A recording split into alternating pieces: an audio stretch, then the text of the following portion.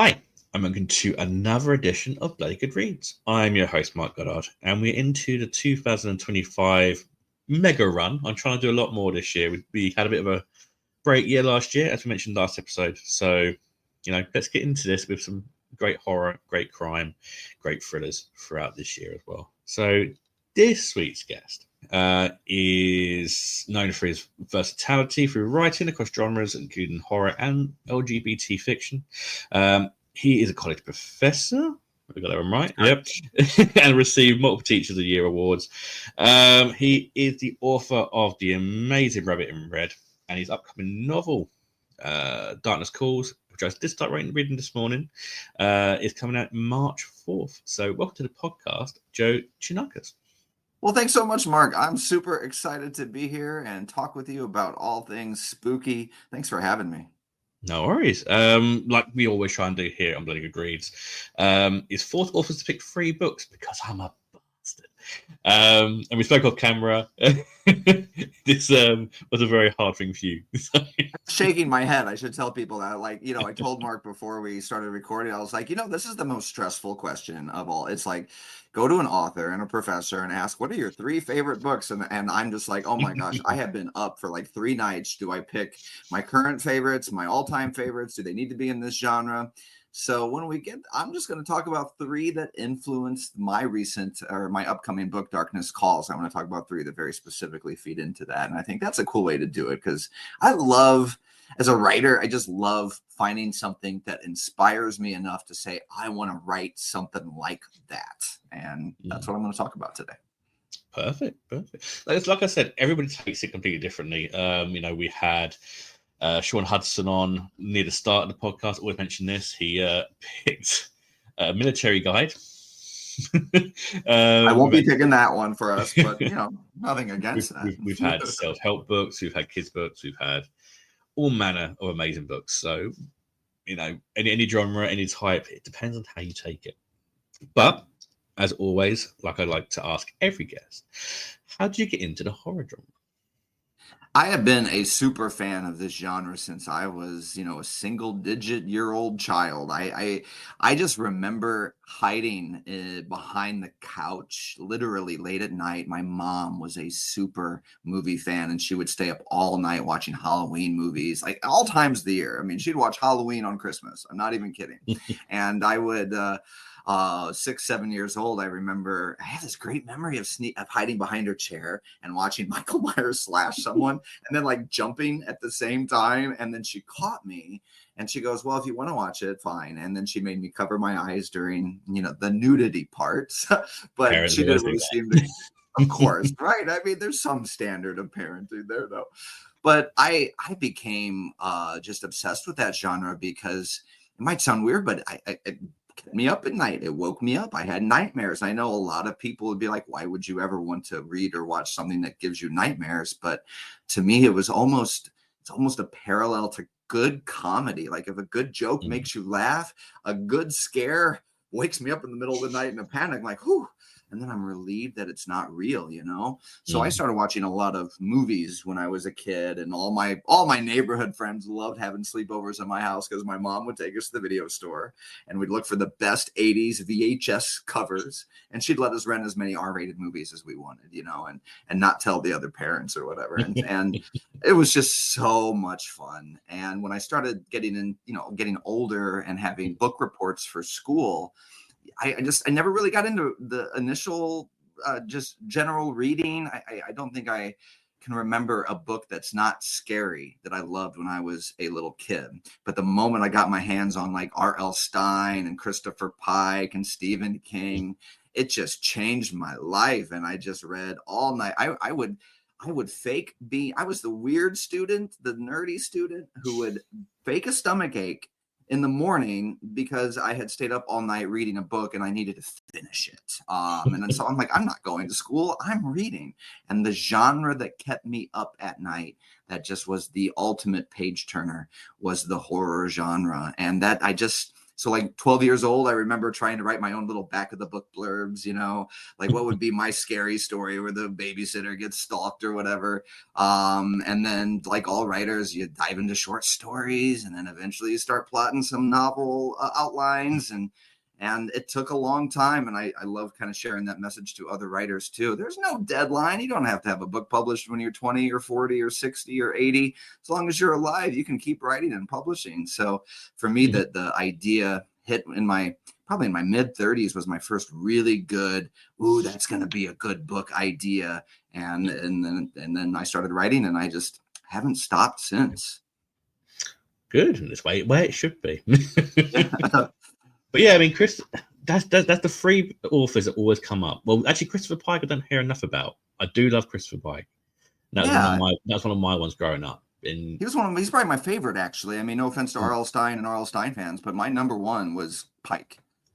It's a Fear Street. It's a Fear Street era, wasn't it? It's like Fear Street. Fear Street is the R.L. Stein, yeah. And then you had there's another series of books. I keep forgetting what they're called now.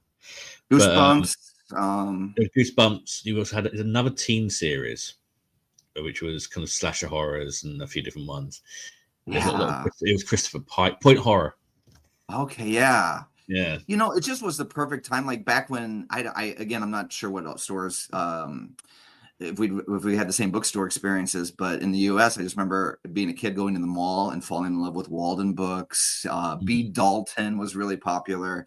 And it was just those covers. They had the letters, the pop from the page and the creepy covers, and Pike and Stein, they dominated that market. Caroline B. Cooney pops into my head. I don't know, I used to save all those young adult novels, and so not to. And they looked good as well. It's very 90s, very 80s kind of style covers. Yeah, really good. It was so good, right? Yeah, such a great time to grow up as a fan for this genre. So I'm really happy about that for sure.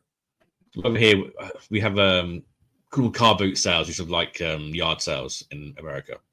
So you go to a big field and people have cars for them, and they put their stuff out on the grass. Oh, that's amazing. And that's where we used to get all of our kind of horror books from. Like, from a young age, we used to go pick up whatever books, 50p over here, or something like 10p. And I'll take all those with me. You sit in the car while your parents are still walking around, and you sit and read this. It's good times. If I didn't have a stack of books I was taking home from school, something was wrong. And who cares what kid calls you a nerd? I mean, look at us now. I'm happy, successful. I mean, it's like, kids, read your books, get into it. Yeah. Cool. So, what got you into wanting to be a writer? Was it more of you wrote stories when you were younger, got into college or university, or was it kind of going into so many reasons? Yeah, I mean, I could think of a motivation almost from all of those, to be honest. I just think the biggest one was this motivation that I don't want to just be a fan.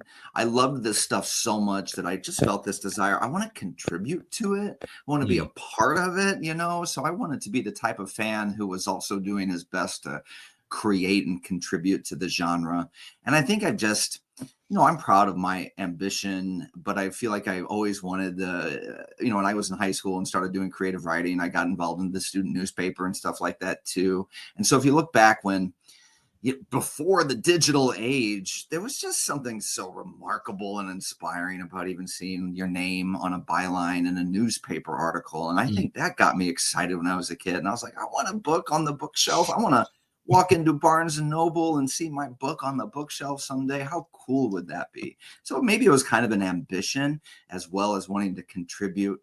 And then, I've got all of my personal stories. I don't know. I don't know if we want to get into all of it, but I'm a gay man. I'm adopted. I've got all these different interesting things about my life. But to be honest, sometimes I think if we want to do a little therapy 101, it was like, I want to make sure that I leave my mark on the world, that I'm not just an accident, that I'm not, I'm giving something back to this world that I'm lucky to be living in, So something along those lines, all of that kind of comes together and motivated me when I was younger. Now as a teacher, and I've been a full-time educator for 24 years, 10 at the high school level, 14 at the college level.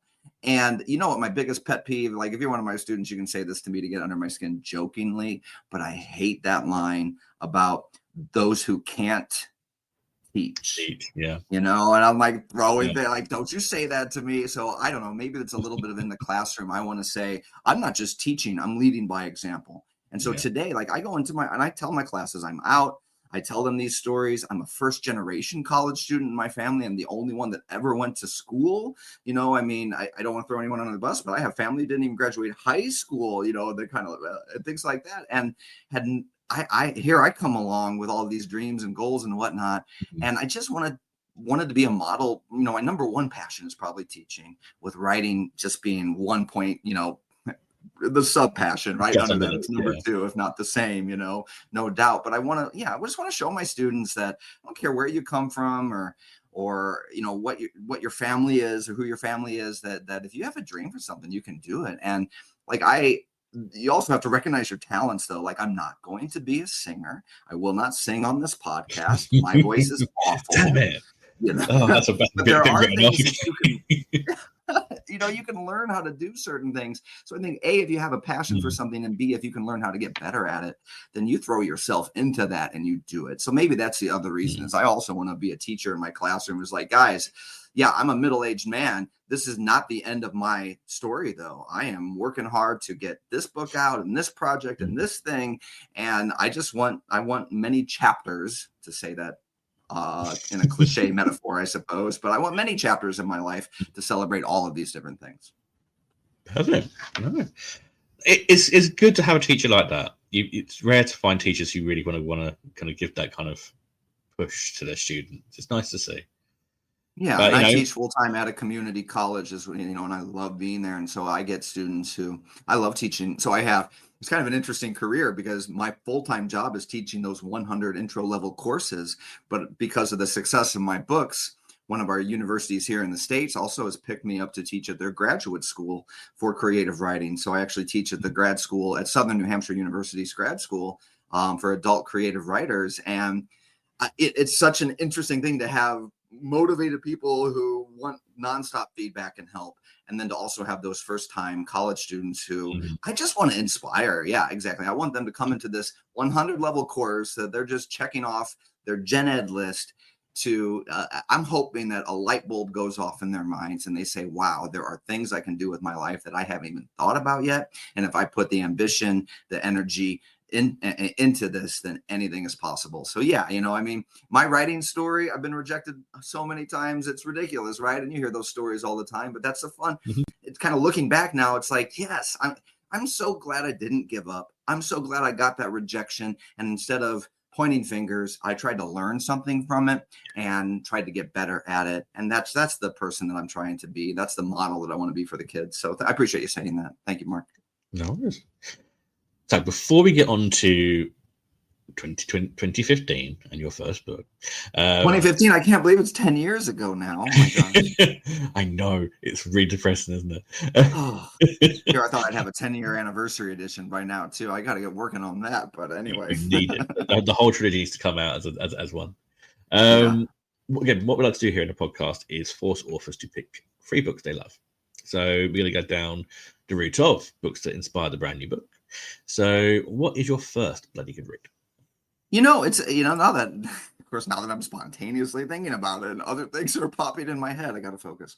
But it's like, I actually think that the books I want to mention may have inspired almost everything. And so I'm going to try to go that direction a little bit here, because that's kind of cool to think that maybe there are certain books out there that continue to inspire the type of writer that I am. So I'll start with a young adult novel that's very popular here that probably a lot of people do know of. But I think if it's one that you haven't read, you should. And I was at an event just yesterday meeting. I was at a LGBTQ youth leadership summit. And a student came up to me and said that this was their favorite book. And I was like, one of mine too. And so the fact that it's still popular for teens today. And I'm going to start with The Perks of Being a Wallflower by Stephen Chbosky. And there's a quote in there. And I used the quote actually to introduce one of my characters in the new book, Darkness Calls. But it's a quote that I thought about a lot. And it's from the main character. And he says, "So this is my life. And I want you to know that I am both happy and sad, and I'm still trying to figure out how that could be." That's a beautiful line to me. Mm-hmm. And I think that I would think everyone could relate to that. At least it just speaks volumes to me that as joyful as I am at times, there's sadness inside too. And there's depths to that sadness. And we've all experienced grief and we've all experienced tragedies, and we try to keep moving forward and try to get joy out of a world that, at least in my opinion, is working really hard every single day to try to take the joy away, Mm-hmm. and I'm really trying to embrace the things I love the most about life. So I have a character in the new book who is like that, a young adult. This is a book kind of in the, like a good R-rated slasher. This is a book that has teenage protagonists, but is more for adults or mature audiences, Yeah. But I have those young characters that I hope everyone can relate to. And in my book, Darkness Calls, there's a character named Lawson who is a queer character and is struggling to figure this same thing out. Like, he's got these joys about, he's a happy kid overall, but he's really on the inside incredibly sad because he doesn't know how to talk to anybody about what's going on. And that's just one small part of my monster in the woods story. Darkness Calls is a monster in the woods story, not a queer coming out story or something. But the idea is I want multiple diverse characters who bring unique perspectives to a classic tale like a monster in the woods story. And that way there's a lot of symbolism and depth there too. So much like the title might imply, there's darkness in this story, real darkness and evil, a monster, but darkness and good go hand in hand. I really want to think about that yin yang, how you really don't even have one without the other, or you can't define one without defining the other, something along those lines. And if I'm going to do that with evil versus good, I'm going to show that with a character, and that character's Lawson in Darkness Calls, and I'm really excited about that. But Perks of Being a Wallflower, for me, it's just one of those classic stories I think every teen should read. I think every adult would read and look back at that and think, I remember those years, and I'm glad they're not there anymore. But that hopefully that's a story that I just think has incredible value. And interestingly, this is just a little argument I'll throw out there. Rarely, if ever, would I say a movie could be better than a book. Rarely. Perks of Being a Wallflower, the movie might actually accomplish that. And so if you're a fan of the book and the movie, I'd love to have that conversation with someone else and be like, yeah, I think the movie figured out a way to make it even better. And that's a real interesting thing for me too. See, I've never seen the film. I've never read the book either, but I've never seen the film, and that's something that I would normally have seen. Mark, I was there opening night. I love this book. I made, when I taught high school, I suggested it to a lot of students. It's got some mature scenes, and I taught in a small town school, so I couldn't make it part of the required curriculum, but it was definitely a bonus book I would recommend. And I went to see the movie, and we sat in there. I'll never forget. It was the worst movie going experience of my life because we sat just a row away from this teen girl and her boyfriend, I would assume. And it was the loudest sobbing I've ever heard all throughout the movie. Every single line of dialogue, this person broke into tears or sighed, really loud. And they obviously really, really, really, really loved this story, and I can appreciate that. But it's one of those things where even if I don't like a certain genre or a certain story that maybe a lot of people do, I try to look at it with, wow, what again, a unique talent or power to create, to evoke that emotion in someone. And full circle, it's what I'm trying to, it's why I love writing and why I love storytelling. It's like, how did they do that so well for that moviegoer that annoyed the crap out of me, but at the same time I valued how much she loved it. But it's got Emma Watson. She plays a great character. It's got the Rocky Horror Picture Show in it. It's just a beautiful story. Perfect. Good choice. I don't think we've had that on the podcast, but good challenge. I got to come up with. There's always a good challenge. After 100 episodes, it's hard to pick one that hasn't been picked. Good. It's not Stephen King. So there you go. We could talk Stephen King, but I was like, I have my entire Stephen King library behind me. But again, I really appreciate like the bookstores and the things I see where it's like, here are some great scary books not written by Stephen King. And no offense to him, it's kind of like the R.L. Stein and Pike of it all. sometimes there's always one name that just sucks up a lot of the attention. And but that's why I appreciate you doing podcasts like this to try to shine a spotlight on those of us who would also love some of that too, you know. They're very good starting off books, aren't they? Yeah. And you can delve They're deeper into wonderful. something. I still will. I'll go get his new release day one. I will, and I love it. And that doesn't mean I love every single one with the same joy that I always did, but there's still a lot of good books out there, that he's written that I really, new stuff that I truly enjoy. So Brilliant. But again, everyone knows him, so I try to bring up some references that aren't always king. And that's always appreciated. Cool. So let's go to 2015, 10 years ago 2015. today, where you released Rabbit in Red. So where did the inspiration for Rabbit in Red come about? The whole series. Yeah, I can tell you the exact moment in time. I was rereading one of my favorite books called Ready Player One. And I was sitting in my backyard.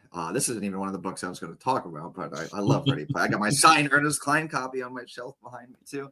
I read that book, and it was one of those that I went to everyone. I was like, you have to. I have a lot of nerd gamer friends, and I'm a nerd gamer. That's not an insult. So it's like I go, you have to read this book. You have to read this book.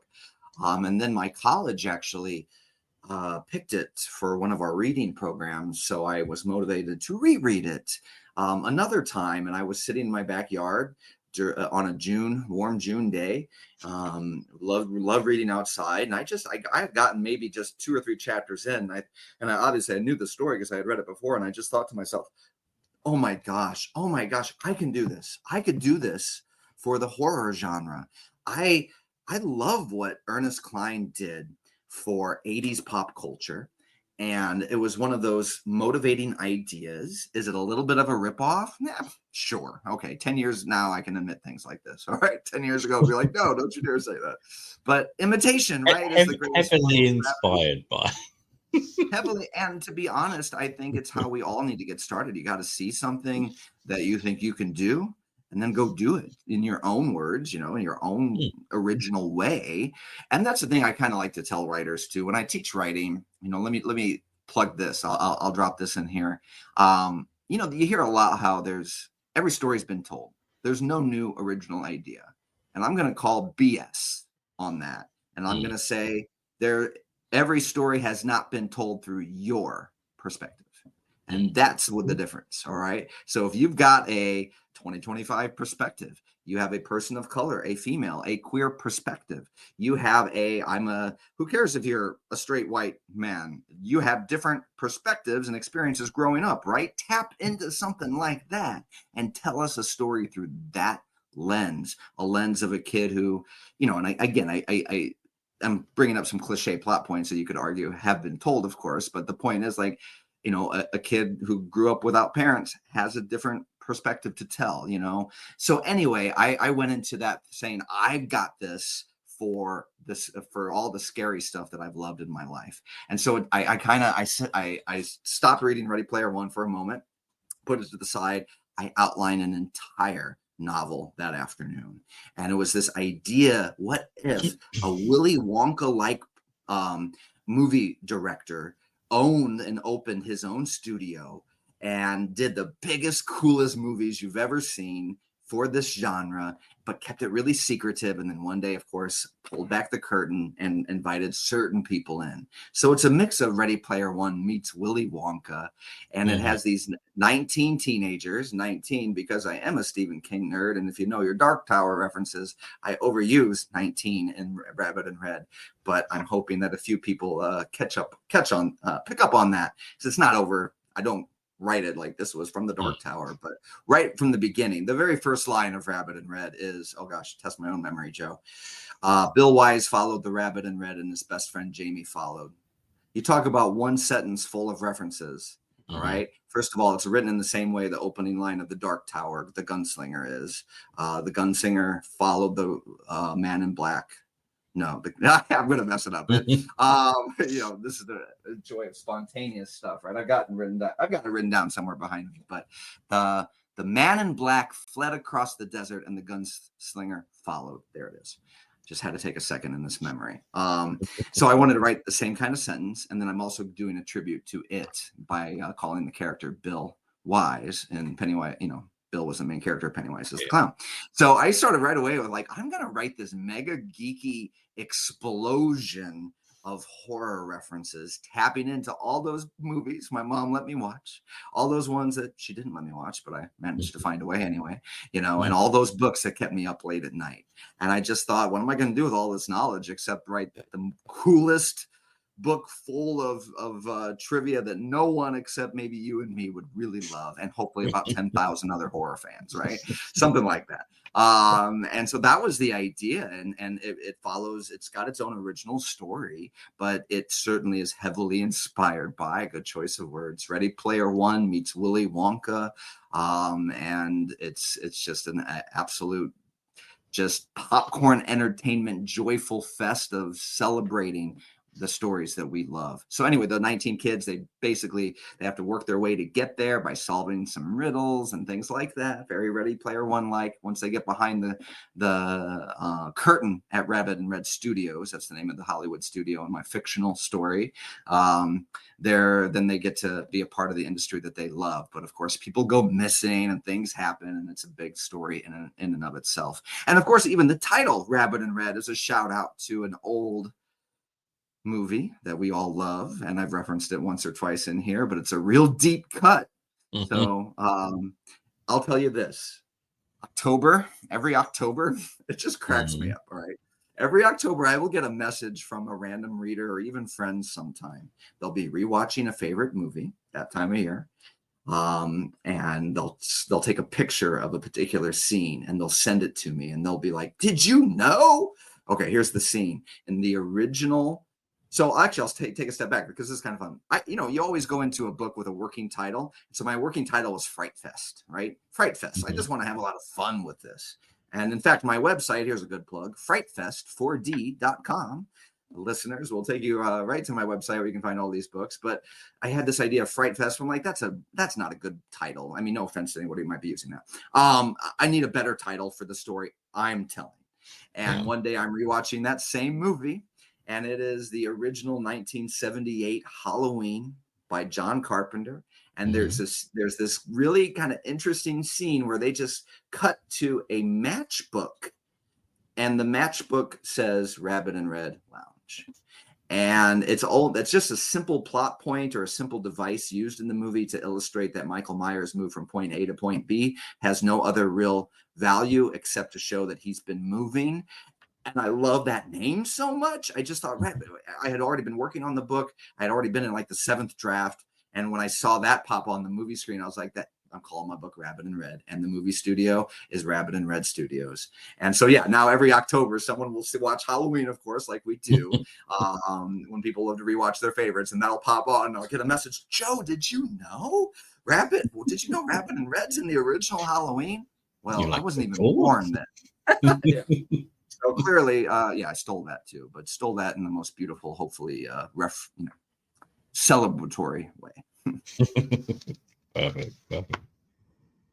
So after we did that trilogy, we changed gears a little bit. We go to Singlets and Secrets, which kind of really focuses on the LGBTQ plus kind of theme. Yes. What kind of made you want to go into this, kind of go a little bit more different than you cover the Rabbit and Red? Is it still horror, this one? Or? No, this is an action romance. So Singlets and Secrets is book 1 of my Unveiling Aiden series. There are 2 books out in that right now, Singlets and Secrets and Pride and Persistence. The 3rd comes out at the end of this year and will be titled Fearless and Fabulous. So you have a theme here. A lot of reasons, of course. First, I don't want to be an author who just writes one thing, just like us. I mean, I have so many different passions and interests and things that I love about life that I want to do it all, When Rabbit and Red first came out, I actually wrote a book under a pen name. The book is called Looking for Derek, and it's written under a pen name called NC Nest. I rarely even talk about it, but it was sort of like, at the time, I wanted to be published. I wanted to get a contract. I wanted to work with agents and public. And I had no idea. So I was kind of playing it safe with Rabbit in Red. I'm going to write the best spooky story I can. But in terms of like some of the big life messages I want to say, I don't know. I got to figure out how to write a queer action romance type of thing. So I experimented under a pen name, and it got published on an app called Tapas. And it's still available on Tapas, and it just blew up. I mean, I don't know. Within a week or so, there were like 10,000 subscribers to it. Is how the app worked, and that was a lot more than Who Read Rabbit in Red that first week, And so I thought, well, that's cool. Maybe first of all, there's a desire for this type of storytelling. There are readers who want this, and I think I got a perspective to share. Again, I'm a queer guy, a queer man, and I also am a super fan. Here's the fun little twist. So I got to be careful because I will spend 3 hours talking about the Karate Kid and Cobra Kai if you don't shut me up. Okay? It's a great series, yeah. Oh gosh, I love it so much. Yes, I love it so much. It ends Friday or Thursday, February 13th. I've already got my whole day planned to binge watch the final 5 episodes. I love that story. So I grew up obviously in the 80s. I love the Karate Kid so much. It was one of those VHS tapes that my mom, I begged to have her buy another copy of it because I would watch it so much. I got into karate because of it. It really did help my confidence, especially when I got ready to come out and be myself. I already felt kind of strong, and so there's that aspect. But at the same time, I watched these movies and even Cobra Kai, which I love. I want to make sure everyone, I say that before I say this next thing. But to me, when you have like 20 karate fighters, all right, I don't know. Since you've seen the show, I mean, how many karate fighters are present, in a season? Well, yeah, I mean, it ends up being a whole town near the end. So. Right, the entire school's basically involved at some point, right? And so I can't help but be the person who says, I'm sorry, guys, not one of them is gay, not one of them is out. Do you think that you can use your platform as a storyteller, as an entertainer, to help with that? I know there are people who, I don't care what they have to say, so who cares? There are people who complain about that, but you know what? Representation matters. It matters because I was that kid who needed a story to make me feel stronger. It took me too long to be the person that I am today. I'm proud of who I am today, but I will honestly admit that it took me too long to get here. And what would have helped? It would have helped if I ever had a teacher who was gay and out in the classroom. It would have helped if I had entertainment as a teenager in the 90s and a kid in the 80s. What if, oh my gosh, do you remember? I remember being, I think I was 18 years old, and the headline at the time for primetime TV was, there's a same-sex kiss. Oh my God. And it was like, are you kidding me? That was like Will and Grace, the first kiss or whatever. Yeah. And it's like, guys, you got to flash back. I know today there are fully queer sitcoms, and there's lots of wonderful queer literature out there, and I'm so grateful for that. But at that time, please, if you had something, it felt like a dirty book you had to hide under your bed. So I remember all of these things, and I just decided I'm writing the book that I needed then, and that's my queer retelling of the Karate Kid story. And I even reached out to John Hurwitz specifically. I reached out to the Cobra Kai writers. I told them what I was doing. It's not like they responded right away or anything. I'm just a fan. I'm like, I love this stuff. I love it. I mean, when Daniel, this is where I say you're going to have to cut me off because I'll keep going. But when Daniel LaRusso puts on the headband in season 1, episode 5, and does karate for the first time in, I don't know, 15, 20 years is what the impression that I've gotten. That he, like most of us, like I put that stuff away. I didn't do it forever. He puts it on. I got chills running down my arms. He starts doing it. That next day, I'm out in my backyard with, looking ridiculous, but having a good old time. Like, I miss this stuff too. So anyway, all that to say is, as great as that is, I think that there's a chance to inspire a queer kid. There's a chance to, I don't know, maybe give someone. Most young people today that I run into seem to have a beautiful open mind, but we didn't get there overnight. We need more representation to keep having that sort of kindness and compassion. So Singlets and Secrets, it is my crane kick to homophobia. The main character, of course, he falls in love with the wrestling captain. The wrestling team, though, is full of homophobic bullies. The main character, Aiden, he quits the wrestling team, turns to karate instead. So we get some fun layers. I get to do wrestling versus karate. I get to do homophobia versus love.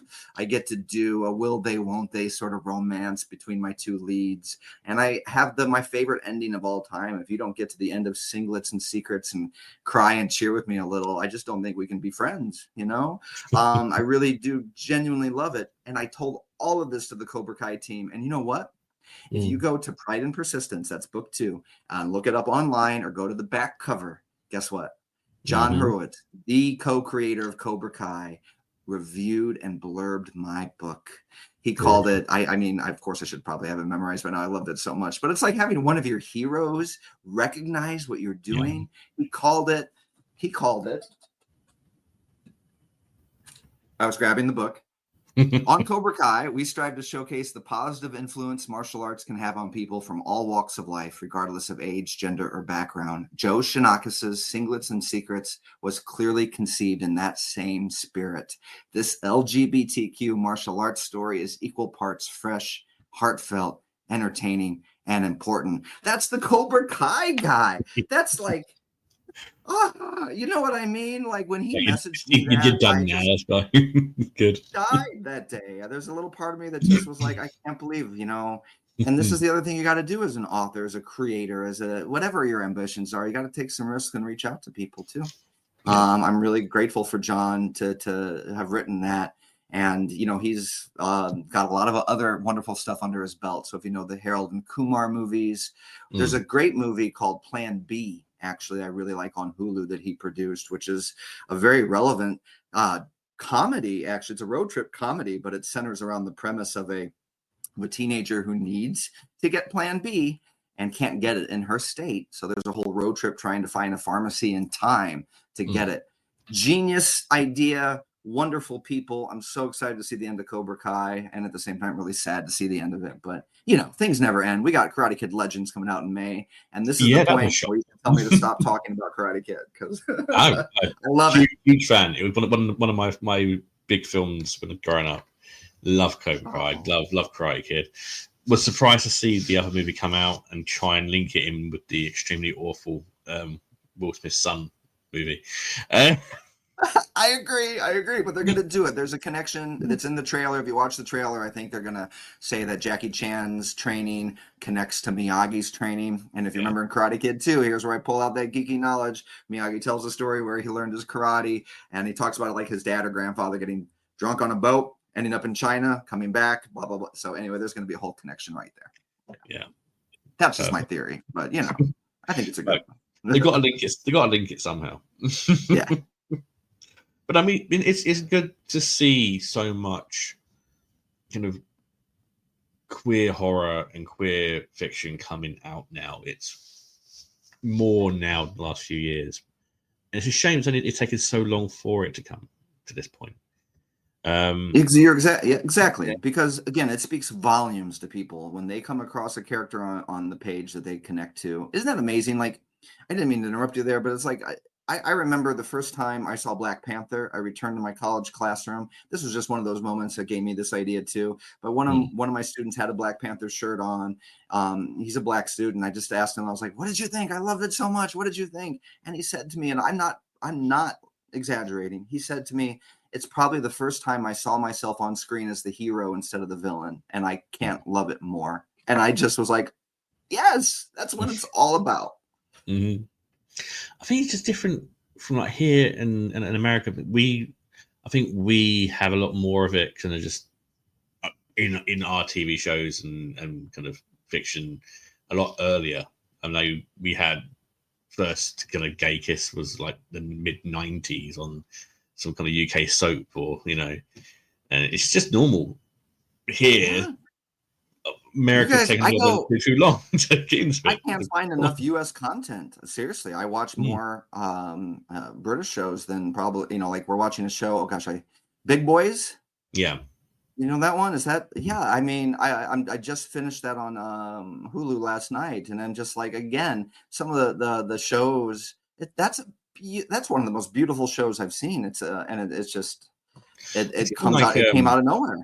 it's like 90% of our teen dramas is LGBTQ kind of friendly. Yeah, yeah. Most of our channel 4, we got like a teen kind of offside kind of channel, and that's pretty much it. So, Believe me, I got my passport renewed.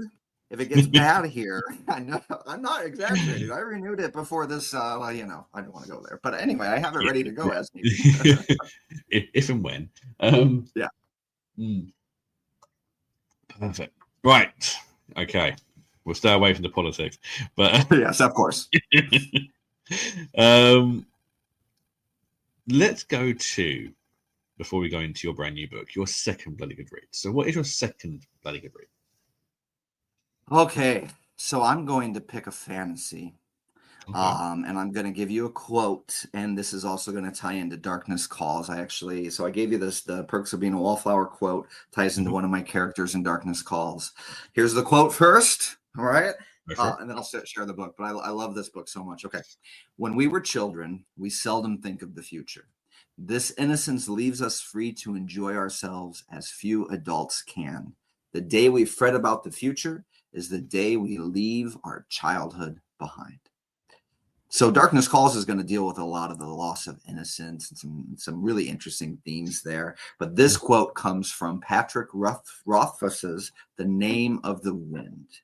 And this is the first book in a fantasy series called The Kingkiller Chronicles.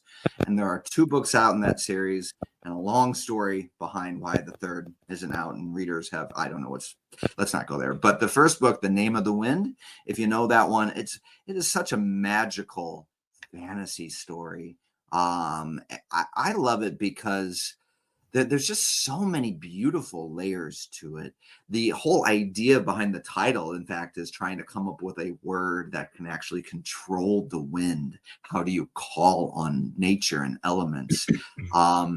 And it's interesting because I know a lot of people love fantasy, and it's not my number one go-to genre. So it's, I don't mean to say that critically. It's just, The Name of the Wind is a huge book. Yeah. It's going to take you forever to get through, but it's worth it.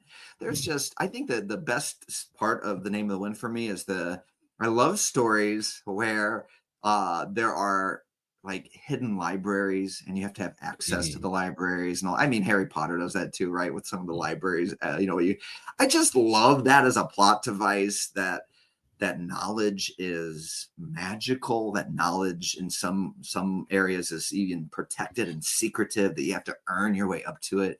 And so it follows a character in Name of the Wind as he's really studying. He goes to this university, but he spends a great amount of the time in the library trying to study all of these magical secrets and things.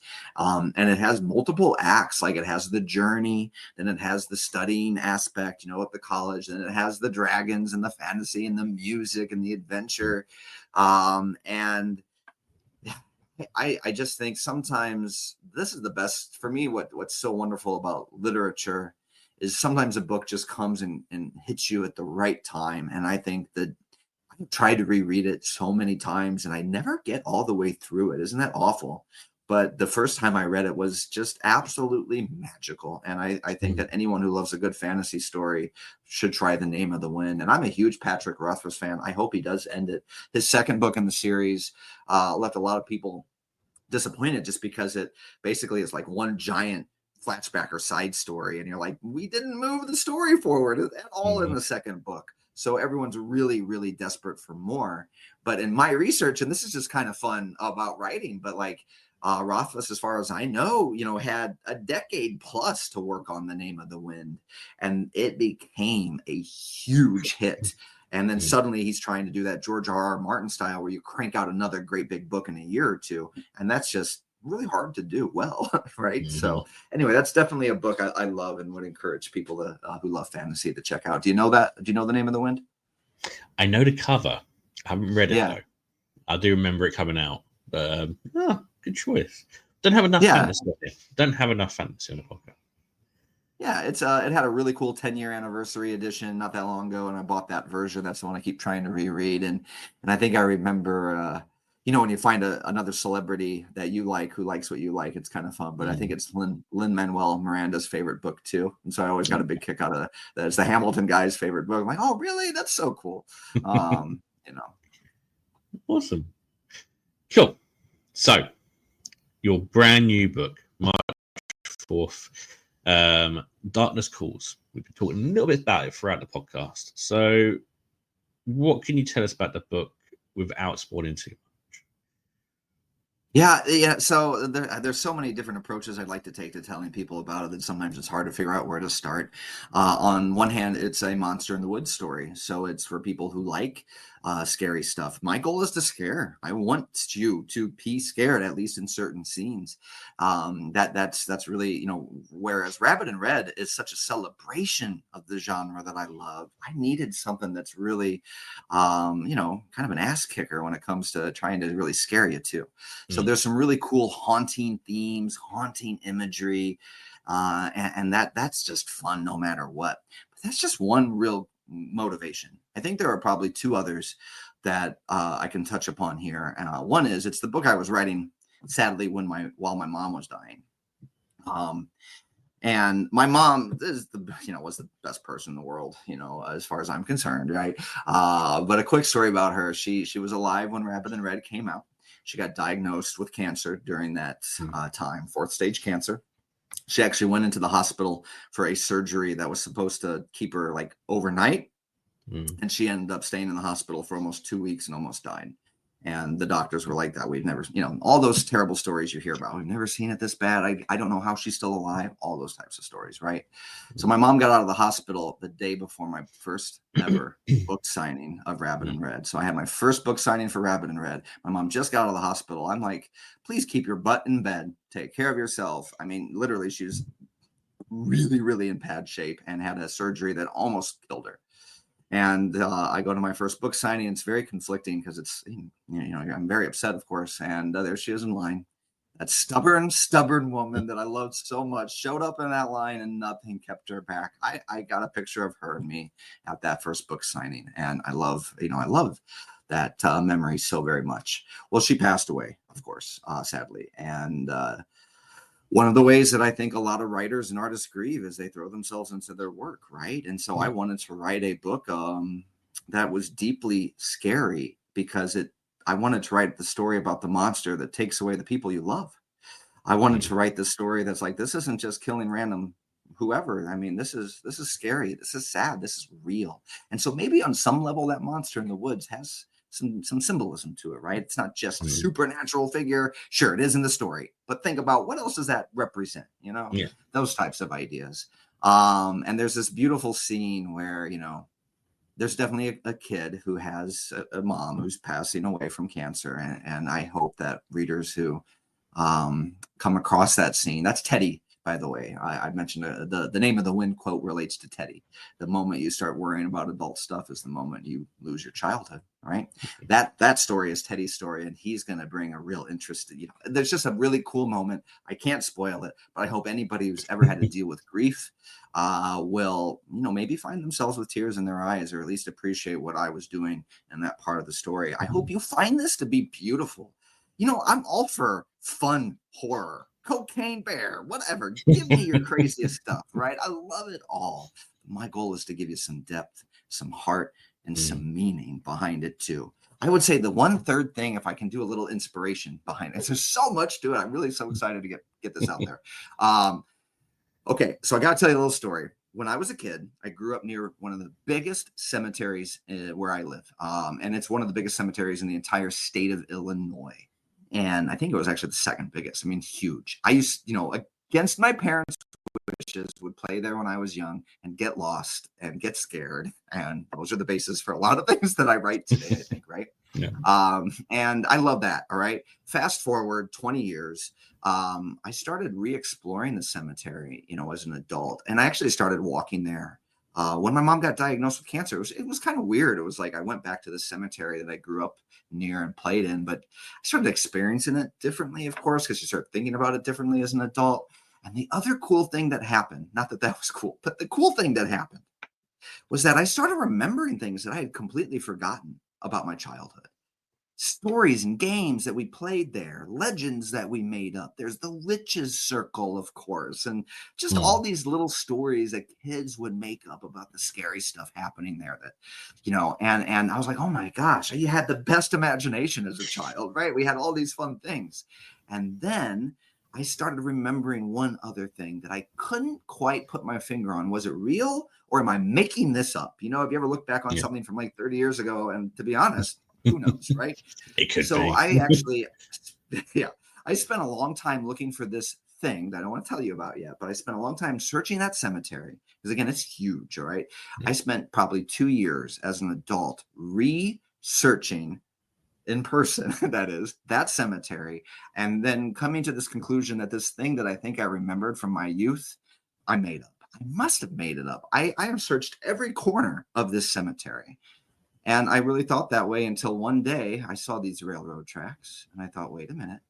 And I started following these railroad tracks a little bit out of the cemetery into some backwoods until I discovered something that was actually real. And I found this thing that I can't tell you yet, but I found something and it was like, oh my gosh, 2+ years. I can't believe I found it. I can't believe this is real. So all of that actually is the inspiration behind Darkness Calls, because my monster in the woods is hiding a secret, a physical secret. It's guarding it, for special reasons that you'll find out about if you read it. And my main character's first part of their journey is to A, remember what the secret is, and then B, find it. All while having, of course, to navigate through this monster in the woods that's doing all sorts of things. And so if you read Darkness Calls, and for all who read Darkness Calls, you'll know what I'm talking about. The secret is a big deal. And when they discover the secret, you're going to have to ask yourself, did the author actually find this in real life? And the answer is yes, 100%. When you get to it, I'm not lying. That's something I found as a kid. The things that they do there are things we did as kids there. Now, of course, there's a plot aspect where I make it much more magical and supernatural than it is in reality, but the physical thing I'm talking about exists in real life. And I just think it's so cool because I love a story where you kind of get that local legendary childhood lore. And it's like, that actually happened? Oh my gosh, we did that. We saw that. That was real. And so that's part of the story too. I don't know. It's just, I hope it's a lot of fun for people. And I hope that it actually gives people a lot of heart and meaning too. There are elements of fantasy, of course, and supernatural, but it is a story that I wrote while grieving and trying to still maintain joy about the things that I loved. And this genre, of course, is very special in a way that connects me to my mom. It's kind of funny to I wasn't even planning on talking about this, to be honest with you. But when you asked that first question, I started telling you about my mom letting me watch all these movies. It's just really weird how it hits you. That's like, wait a minute. Yeah. The whole story I'm telling is really inspired by her then, and that's so there's something very special about that. Yeah, I mean, I got into horror because of my mum, and she also died of cancer. So it hits. I'm so sorry. So I think I might have a little bit of a cry at that point. Definitely went right in that point. But she I was hope, also I hope so, in the best way possible, because it's like I'm getting chills just thinking about the scene. And obviously I created, so but I hope it has that effect. I really do. And I'm sorry you went through that. It's just cancer is one of those things that is my monster in the woods in many ways. Is like this random stupid thing that has such power over us. And what can we do about it? Nothing we can. There we go. Right. So let's change tack. On a cheery note. On a cheery note. Let's go to your third and final bloody good read. All right. Boy, I've got so many. I want to say I'm gonna go to an American classic author, Ray Bradbury, and let's do Dandelion Wine, because that's one people don't talk a lot about. Do you know Ray Bradbury's Dandelion Wine? I do not. Oh, good. I'm so excited to tell you about it. Okay. So first of all, shout out to one of my favorite college professors, Dr. Lauren Logston, who you know what? I will make a TikTok about Dandelion Wine. I'm not even kidding. Listen to this. I'll be like, guys, I want to just make a talk about one of my favorite books. And so I'll share something about it. And every time I mention Dandelion Wine, someone I don't even know will comment and be like, did you go to Eureka College and have Dr. Logston? And it's like, so it's that teacher who loved the book so much that tens of thousands of people have read it because they had this great teacher. So he recommended this, or was required reading, I suppose, at the time. And it is a story about a 12-year-old boy. It's a story of vignettes, so it's really about all sorts of different people. But probably the common one is it's a story about a 12-year-old boy who discovers in one of his last childhood summers what it means to be alive, what it means to feel the grass on your feet, what it means to let the winter snow melt and feel that sun on your face. It's a story where Ray Bradbury is known for his sci-fi and his scares, and there is a monster in the story. All right, there is a monster that takes people at night, but it's really about and the kids are scared of it. They're trying to run past this monster too, and try to figure out life. But there's this, even his opening, if you even just read the introduction, I remember reading something where he talks about his childhood experiences. Was there really this guy who kidnapped kids? Was there really that ravine where you got lost in? Was there really someone who was trying to create a time machine and all this stuff in your town? The kidnapper's name, by the way, is the Lonely One. And he wrote, I wanted to capture the quote. He wrote, was there a lonely one? There was, and that was his name. And he moved around at night in my hometown when I was 6 years old, and he frightened everyone, and he was never captured. And then he talks about all these other aspects that influence the story. And I was like, gosh, I think I'm doing the same thing. I think that's why it speaks to me so much, because I think a lot of writers do this. They take these really atmospheric, fantastical elements of their youth and they make a story about it. So the boy discovers that he's alive and then actually gets really, really depressed. And doesn't that speak volumes? Like, up until the point we are aware of our existence, we have joy. Once we become self-aware, sadness creeps in because we start knowing too much. There's also someone who, and again, this is a book that takes place in like the 1920s, and they try to create what they call a happiness machine in one scene. And it's actually about technology. It's like basically IMAX or MetaQuest experiences that we have today. Ray Bradbury was writing about in stories, 70 years ago. Because I think he wrote this probably in the 50s, but it takes place in the 20s. I'm guessing on that, so I may be wrong, to be clear. But again, so this happiness machine is this neighbors trying to create something where they show all your favorite places. So you want to go to Rome, here's a movie about Rome, before movies, existed in the way they do today. And the people who use it, they come out sad. They come out with tears, and not tears of joy, tears of, why would I want to see that? That's not my life. It's not the life I'm ever going to get to live. And he is just the master of taking something so simple and so obvious and making a beautiful theme out of it. I remember this one character who, she's 70 years old. I think her name is Helen. And she's just the coolest character in the story because she's got all this wit, like a wise old person should have. And she goes to these young people and she's like, you know what? If you still think the same way, the problem with teens, it's something like this. I'm messing it up. I'm paraphrasing. But she's like, the problem with teenagers, when you're 17, you think you know everything. But the problem with adults is that you don't know much more than you knew when you were 17, and you still think you know everything. You don't, and she's magical. She's wonderful.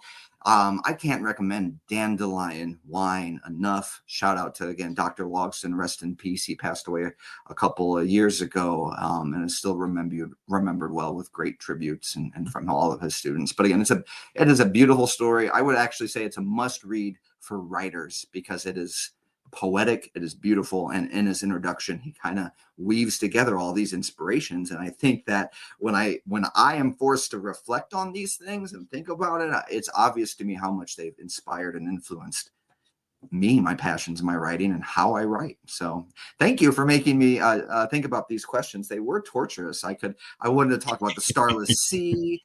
I thought of a Stephen King book. I mean, there were so many different things that I love and wanted to mention. The House in the Cerulean Sea, T.J. Klune is a book that I love to death, different genre. I kept thinking about all these other books out there. But thank you for asking the question, and I hope people not only get Darkness Calls, but maybe one of these others too. No, definitely. That sounds like a really good one. That sounds like one I'd really enjoy. Bit like I reread it almost every summer. It's how weird I am.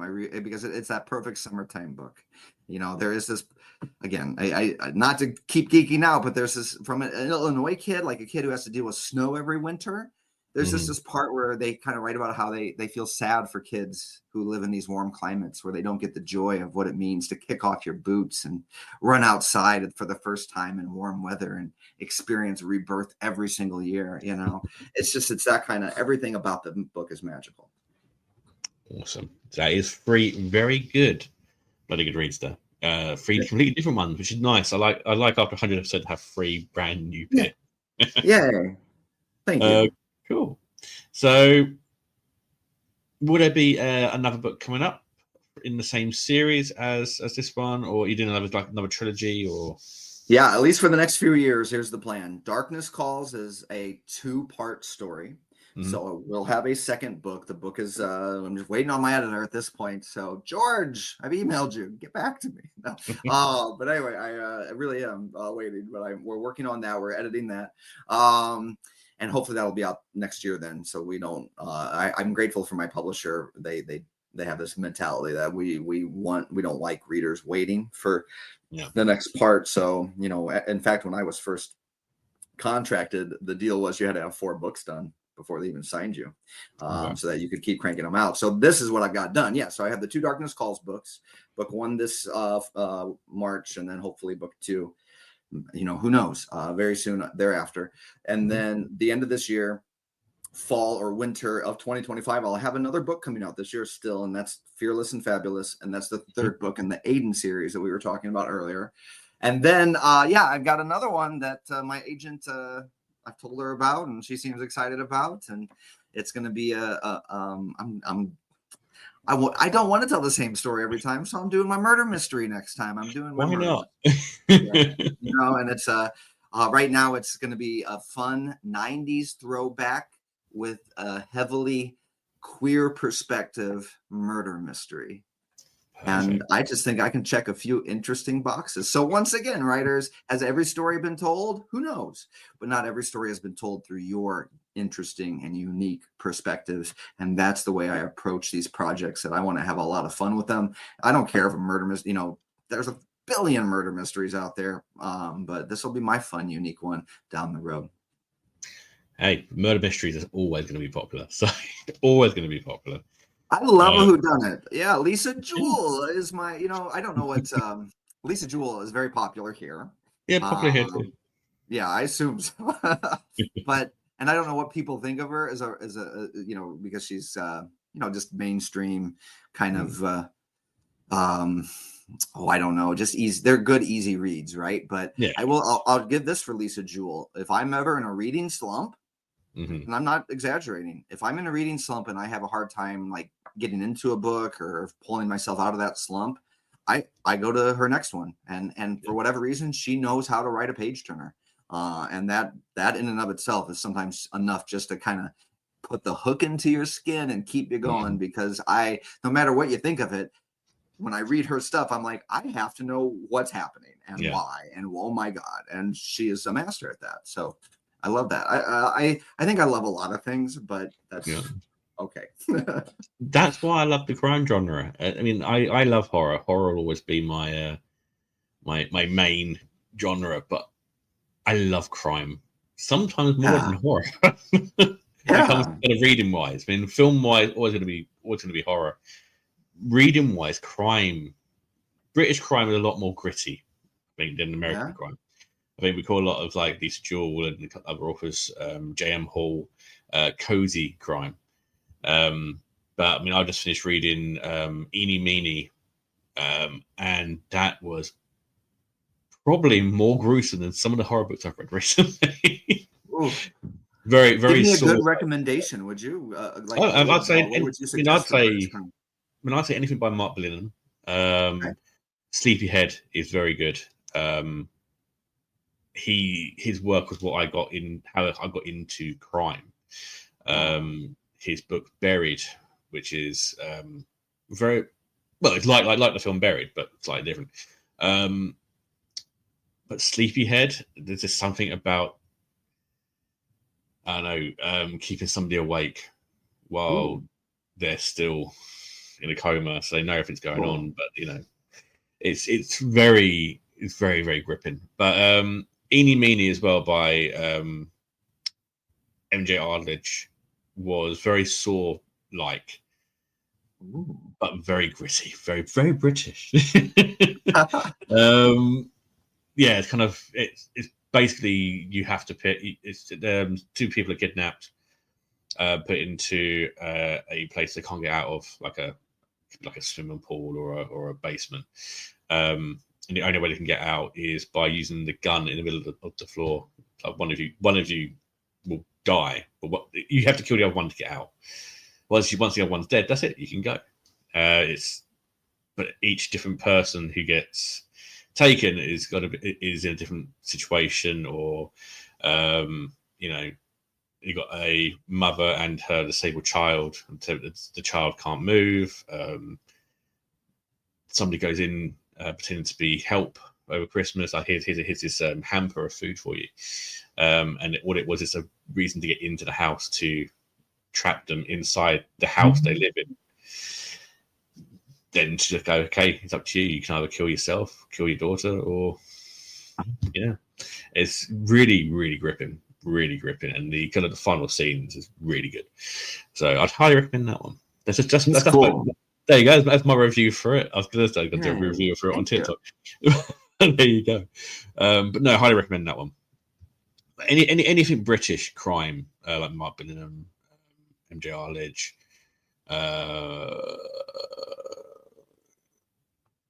other people who go to the podcast. Yeah, that's great. I mean, that's awesome, man. Good for you. Yeah. Cool. So, where can thank you for coming to the podcast. Sorry. Thank you for having me. We could talk French. I could. I started thinking about Twilight Zone, and I love those scenarios, like the Saw-like scenarios. You ever see that one about the box? They're like there's basically this lottery style box. I always love this dilemma too. I don't know why it popped my mind, but like someone comes to your house and it's like, here's basically like $1 million. And if you open it up, you'll be rich, and someone you don't know will die. Yeah. I love that one. And then of course they choose to do it. And then the person comes back and collects the box, and they're like, what's going to happen next? We're going to give this box to someone you do not know and give them the same question. I love stories like that. So thank you for sharing these. Yeah. I'm sure Jack Hitchum did a very similar story to that. I'm sure it was called The Box. I'm not sure if it's yeah. No, very good. Really good. So, where can people find you if you'd like to be found? Yeah, please, y'all. I mean, again, a lot of books out there, and if something here stood out to you, I hope to have your support with Darkness Calls. I'm a word-of-mouth author. My name is Joe Chianakas. No one's having a conversation right now, maybe, in England, but, probably it's a safe bet to say that I don't think I have a huge following in the UK yet, but thanks to you, who knows? All right. And I really do hope people would look up and support. So a few ways. My website, the easiest way to remember it is that FrightFest4D, as in dog or dimension, I guess, frightfest4d.com. Will take you right to my website where you can explore all my books and all the retailers that have them. Of course, it's anywhere books are sold, Amazon, Barnes & Noble. I hope that if Darkness Calls sounds interesting, go add it right now. It is available right now to be added to your Goodreads or Storygraph or Fable, whichever ones you use, trying to get it absolutely everywhere.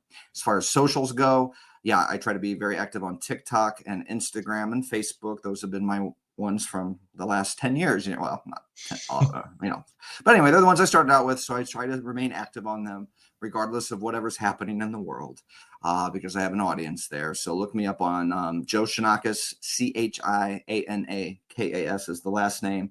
But TikTok would be a good one, Instagram, and I'm trying to be active, and I'm just getting started on Blue Sky, but hoping to be develop a good active account there too.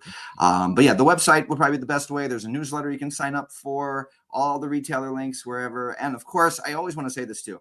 Support your local stores. My books can be ordered anywhere in the world. So go to your favorite local bookstore, because they are the ones that, if you buy my book from a local bookstore, you're not just supporting me, you're supporting them. Yeah. Think of it that way. You're supporting multiple people. And so, Darkness Calls, Joe Chianakas, just go and request it, or Rabbit in Red, or Singlets and Secrets. They can get it for you. No problem. Perfect. Thank you so much to Joe for coming on the podcast this week. Go and pick up a copy of Darkness Calls. It's out March 4th, I believe, over here. So go and check it out and go and put it on your reserve. It'll be in the description below anyway, so link there as well. And I'll throw it over on one of us on our socials when we get close to time as well. So there you go. Appreciate it, and I'm certainly going to share this interview with everyone across my platforms, and hopefully, I hope that you get even more subscribers. You got a great podcast, Mark. I love what you're doing for books and for authors, and appreciate your enthusiasm and being positive, just a positive, joyful influence today. I mean, you're doing the thing, and I think that we try. No matter what the state of the world is, go do your thing and try to make the most out of what it is you're doing, and that's how we make the world a better place too. So I appreciate you. Now, no matter how bad things might seem over in the world, books are always going to be there to kind of take your mind off away from it. So, we're here to, be positive and spread as many book recommendations as we can. Yeah. Try and keep the politics out of it. Oh, sure. I mean, and again, as much as we can. I didn't mean to get there. I just mean thanks for what you're doing. No. As bad as it is. And it is bad. But no, thank you so much. It's nice to know that, people are enjoying the work. And yes, hopefully this year we'll have a decent amount of episodes instead of like 4. Yes. Thank you again for coming on the podcast, and go and check out Joe and all of his socials. Will be in the link below as well. Thank you again to both of our sponsors for this podcast. Let's kick off with Dungeons and Dragons first. They're a improv D&D style podcast. I'll be on for a few episodes coming up this year, hopefully. Eddie has told me he will be coming up, but they are a great bunch of guys. It's very funny, very random, very over the top. I made somebody gag in mine, so it's even better. It's a little character based. And yeah, I'm sure you guys will enjoy it. If you like some of the humor from our film podcast, you should like the humor in that one as well. Also, to our amazing sponsor, Abominable Book Club. They're the UK's best and biggest horror and thriller book box service, bringing hundreds of a haunted bookshop straight to your door each month. You can either get the bare bones box, which is just the books, or if you're greedy like me, you can get the Full Guts box, which is a brand new book, a possibly haunted secondhand book, or magazine. We've got a magazine this month, and also a possibly some indie titles and that kind of things as well. You also get UK snacks, you get hot drinks, you get badges. Sometimes you get the canvas bags. I love my canvas bag. And yeah, it's always worth it. Get some amazing brand new titles. We've got Clay McLeod's new book in it this time round for this month's release. I'm going to try and get Clay back on the podcast at some point. But do check out his brand new book. It's very good. It is inside the box this month. But go and subscribe using the code BloodyGoodReads on checkout, and you get 10% off your next box. You can catch me over on Twitter at BloodyGoodReads. You can catch me on TikTok at BloodyGoodReads now. I'm trying to be a bit more active over there. I'm very bad at being on face camera, as you guys know. You can also catch us over on our sister podcast as well, Bloody Good Screen Movie Club. We're starting our 90s series from about the end of February. We're going to start recording in a couple of weeks. But you also got a quiz coming up, which is myself, Niall, Marcus, Taz, and, of course, author and kind of like another member of the team, Hunter Shea, is on there as well. It's very funny, and it's closer than you think it's going to be. Marcus doesn't do too bad this time. But as always, thank you for listening to the podcast. Sorry about last year, but we're back on track this year with some amazing guests. I've got some really good guests coming up, and my calendar is getting very full. It's the start of this year. So, yeah, like, subscribe wherever you get your podcasts, and we'll see you next time.